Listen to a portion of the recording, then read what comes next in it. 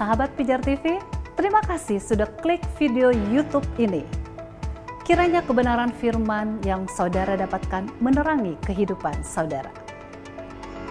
Untuk mudah menyaksikan video-video lainnya dan mendapatkan update dengan cepat, klik subscribe. Jangan lupa, berkat Tuhan jangan disimpan sendiri. Klik tombol share di bawah.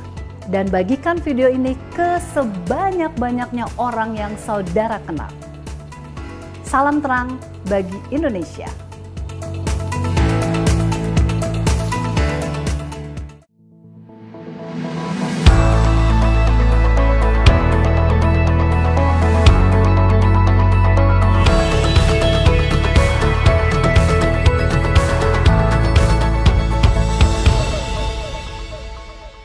Shalom sahabat pijar, pernahkah kita mendengar istilah penyembahan dalam kebodohan?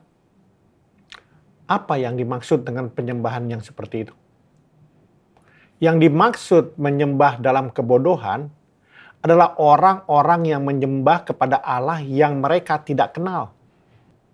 Meskipun ibadahnya tersebut dilakukan dengan sungguh-sungguh, akan tetapi tidak ada objek yang dituju, makanya akan menjadi sia-sia.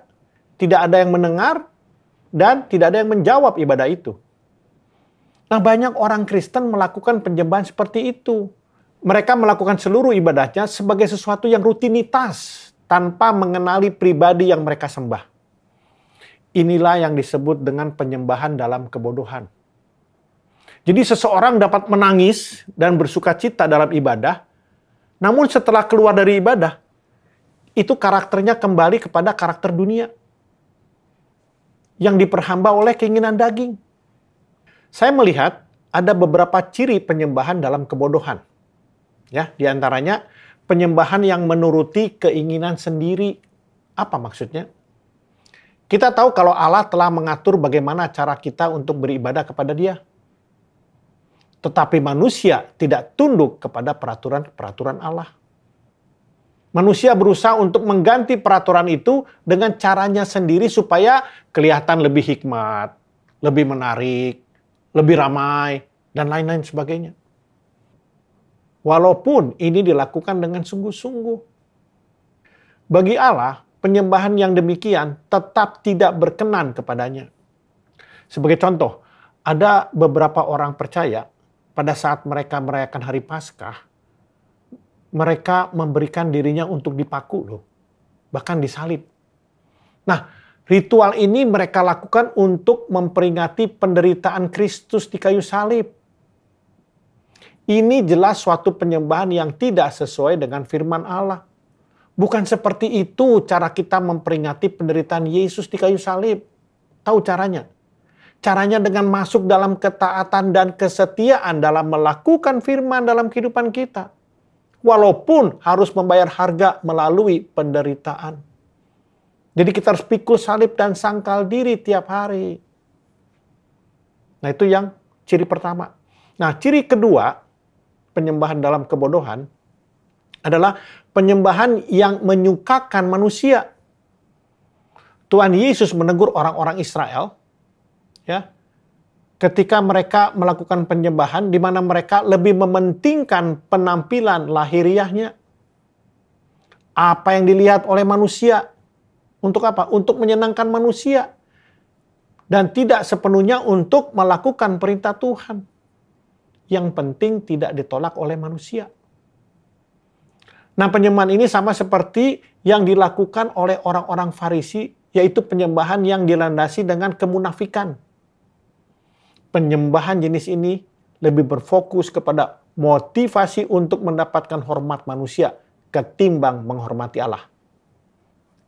Bagaimana di zaman now? Banyak hamba-hamba Tuhan telah mengkultuskan dirinya di mata jemaatnya. Hamba-hamba Tuhan lebih senang sekarang untuk menjadi motivator ketimbang pemberita Injil. Khotbah-khotbah yang mereka buat adalah khotbah-khotbah yang lebih menyenangkan telinga jemaatnya. Ingat, akan banyak nabi-nabi palsu di zaman akhir ini. Ada di dalam firman Tuhan. Jadi kita harus hati-hati dalam melakukan penyembahan. Nah, ciri ketiga adalah Penyembahan menurut tradisi. Penyembahan ini tidak dilandasi atas iman kepada perintah Tuhan, tetapi lebih kepada mengikuti agama orang tua kita. Jadi kalau orang tua kita menyembah Tuhan, anaknya harus menyembah Tuhan. Kalau orang tua menyembah berhala, maka anaknya pun menyembah berhala. Ingat cerita di Alkitab tentang perempuan Samaria yang menyembah di atas gunung? Hanya karena nenek moyangnya menyembah di atas gunung. Nah, penyembahan ini tidak berkenan kepada Allah. Sebab menyembah Allah harus dari keyakinan dan iman masing-masing individu yang sesuai dengan perintah Tuhan. Jenis penyembahan ini adalah penyembahan yang berfokus pada tempat atau lokasi penyembahan. Kita tahu beberapa agama yang ada di dunia ini pun masih banyak yang berfokus pada tempat dan lokasi ketika mereka melakukan penyembahan. Mengenal siapa yang kita sembah akan membuat kita melakukan penyembahan yang benar. Nah, sebagai contoh, jika Allah yang kita sembah adalah Allah yang maha hadir, maka tentu kita tidak akan berfokus pada lokasi dan tempat dong.